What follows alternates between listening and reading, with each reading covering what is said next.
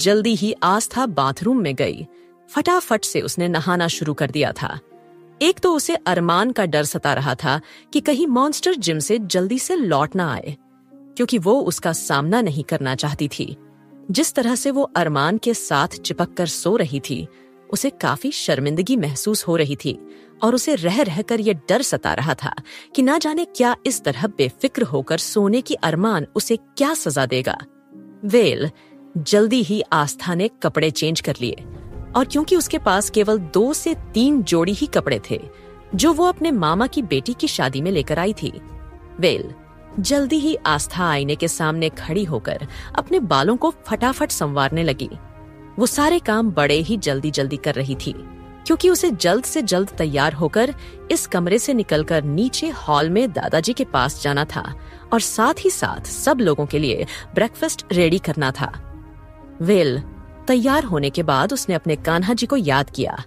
वो आज उसके साथ किसी तरह की कोई भी गड़बड़ ना होने दे और हर गलती होने से उसे बचा ले। बस ये सोचते हुए आंखें बंद किए भगवान जी की प्रार्थना करते हुए धीरे धीरे चलने लगी और दरवाजे की ओर बढ़ने लगी। ठीक उसी वक्त अरमान अपना जिम कंप्लीट करने के बाद जैसे ही उसने दरवाजा खोला और कमरे में अंदर आने लगा, ठीक उसी वक्त आस्था, जो कि आंखें बंद करके प्रेयर करते हुए आ रही थी, तब दोनों में जोरदार टक्कर हो गई। और जैसे ही आस्था गिरने लगी, अरमान ने फौरन उसे संभाल लिया। अरमान का एक हाथ उस वक्त आस्था के भीगे हुए बालों में उलझा हुआ था, दूसरा उसके पीठ पर, और कुछ पल वो आस्था की ओर देखता रहा। अब आस्था ने जैसे ही अपनी आंखें खोली, उसके सामने अरमान सिंघानिया का हैंडसम सा चेहरा था, लेकिन उसकी आंखें आस्था को देखकर आग उगल रही थीं।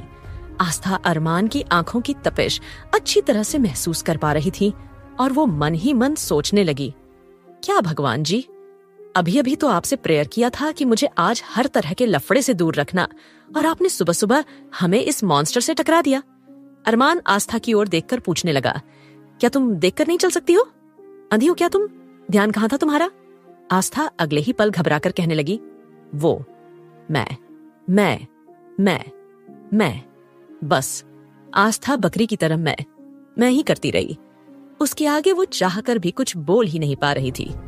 उसे कुछ समझ ही नहीं आ रहा था कि क्या बोले, और अरमान आस्था की मैं सुनकर इरिटेट हो चुका था और उसने तुरंत आस्था को छोड़ दिया।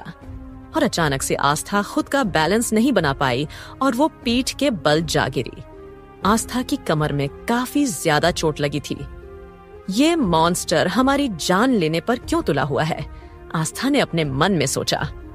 लेकिन अरमान ने केवल एक नजर उसकी ओर देखा, फिर तुरंत कमरे में अंदर चला गया। अरमान के जाने के बाद आस्था दर्द से कराह उठी। ओई माँ, मर गई मैं तो। कितनी जोरों से लगी है मुझे। अगर इस राक्षस को हमें गिराना ही था तो इसने हमें थामा ही क्यों? पहले क्यों बचाया इसने हमें? क्या भगवान जी, कौन सी दुश्मनी निकाल रहे हो यार? ऐसे तो मैंने कोई गुनाह भी नहीं किया है अपनी जिंदगी में। कहीं ना कहीं आस्था की आंखें भर आईं। फिर अगले ही पल खड़ी होकर वो अपने कमर को रगड़ने लगी और धीरे धीरे नीचे हॉल की ओर जाने लगी थी, क्योंकि इस वक्त अरमान का फिर से सामना करने के बिल्कुल मूड में नहीं थी। वहीं अरमान जल्दी गुस्से से अपने कमरे में चला गया और अचानक उसकी निगाह अपने भीगे हुए हाथों पर गई और उसे तुरंत ही आस्था के साथ वो मोमेंट्स याद आ गए जो उसने थोड़ी देर पहले आस्था को पकड़ा था और उसके गीले बालों में उसके हाथ उलझे हुए थे।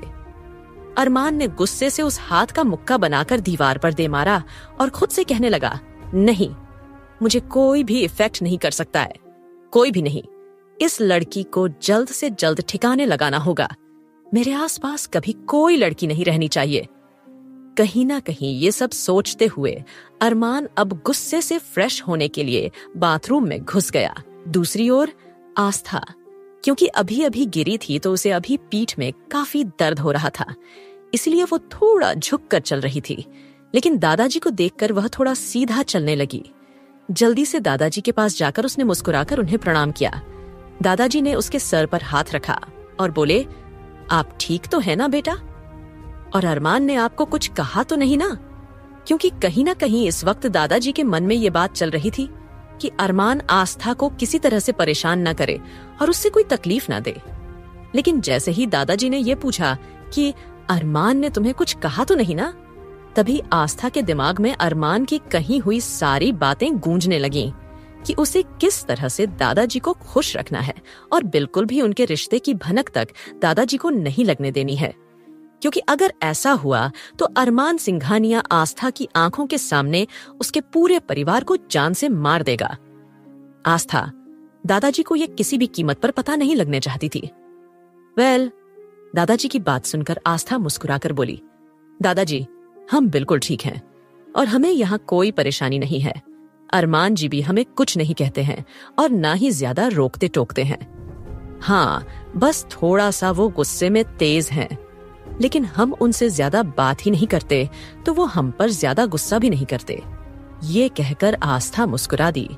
तभी दादाजी ने आस्था की बात सुनने के बाद उसके सर पर हाथ रख दिया और कहने लगे, तुम्हारा बहुत बहुत धन्यवाद बेटा कि तुमने अरमान को दिल से अपना लिया है। अब जैसे ही दादाजी ने ये कहा, आस्था का दिमाग सुन्न हो गया। अब वो दादाजी को क्या जवाब देती, लेकिन फिर अगले ही पल वो थोड़ी सी हिचकिचाहट के साथ कहने लगी, दादाजी अगर आपको बुरा ना लगे तो क्या हम कुछ कह सकते हैं? अब आस्था ने जैसे ही ये कहा, दादाजी पूछने लगे, हाँ बेटा बोलो, क्या बात है, क्या कहना है तुम्हें?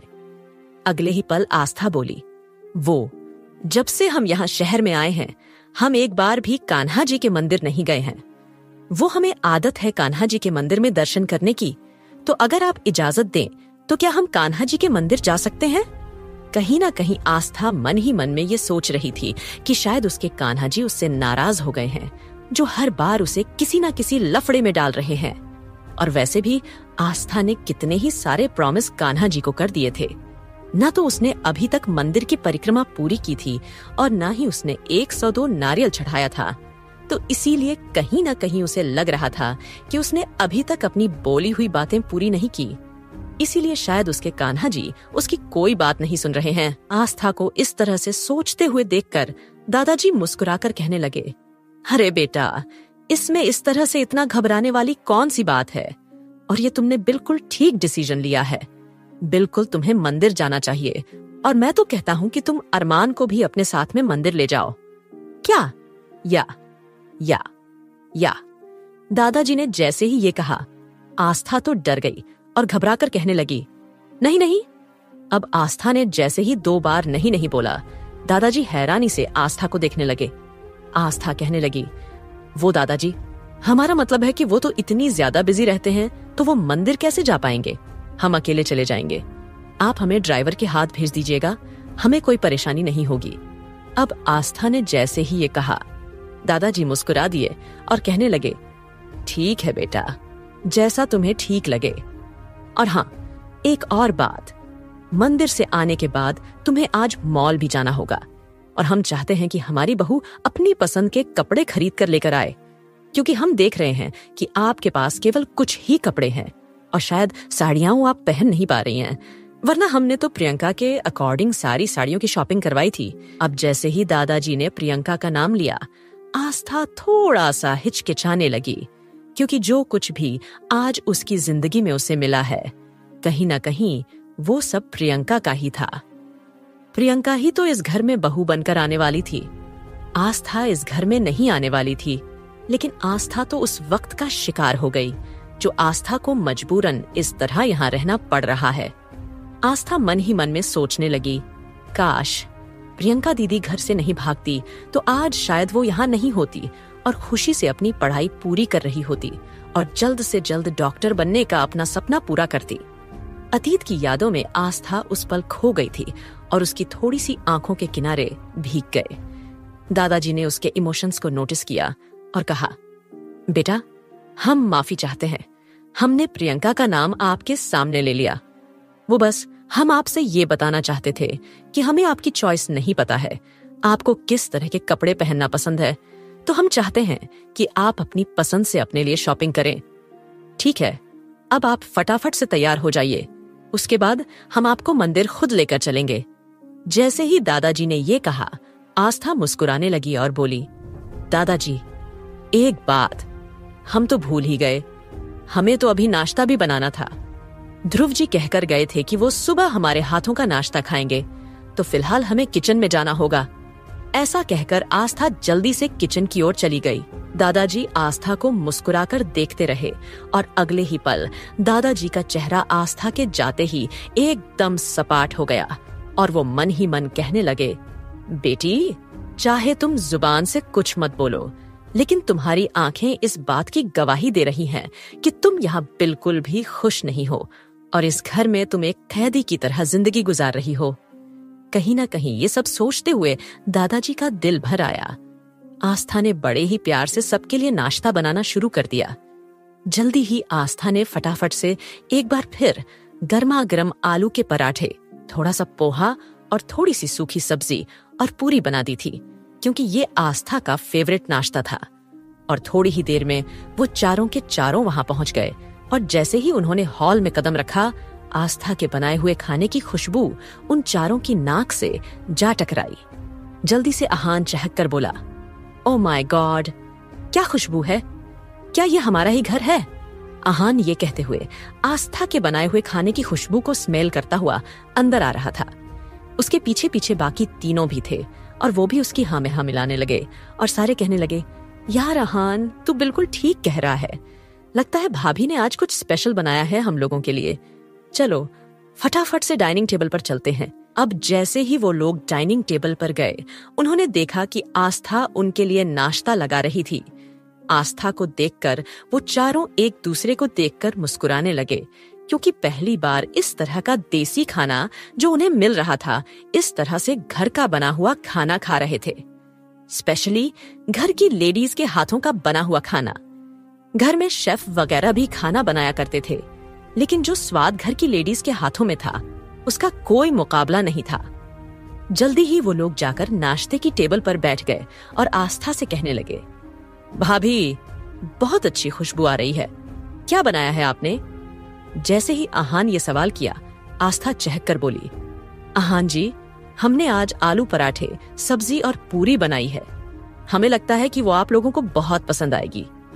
आप जानते हैं, जब हम गांव में रहते थे ना, तब तो ये हमारा फेवरेट खाना था और आपको पता है, हम फटाफट से सारा खाना चटकर जाया करते थे।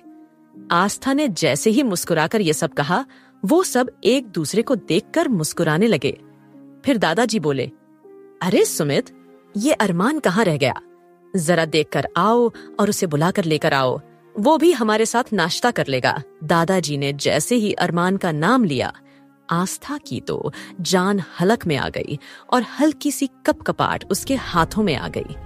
वह सोचने लगी, क्या वो भी यहाँ आकर नाश्ता करेंगे?